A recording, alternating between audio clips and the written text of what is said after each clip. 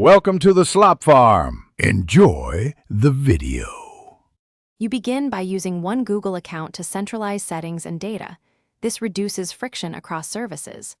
Once signed in, enable two-step verification and add recovery info to protect access.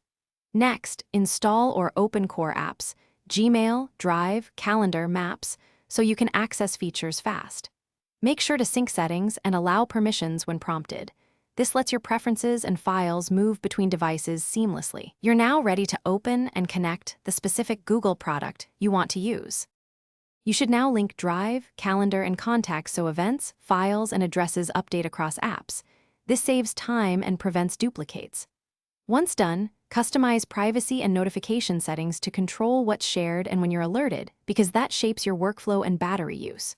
For advanced tasks, install extensions or add-ons, Docs templates, Drive backups, search shortcuts to automate common steps. Make sure to test one flow end-to-end so you confirm data flows correctly between apps. To finish, perform a full sync and verify you can open key files and calendars on each device. This confirms everything's linked. Backup crucial items to Drive and consider a local export for extra safety.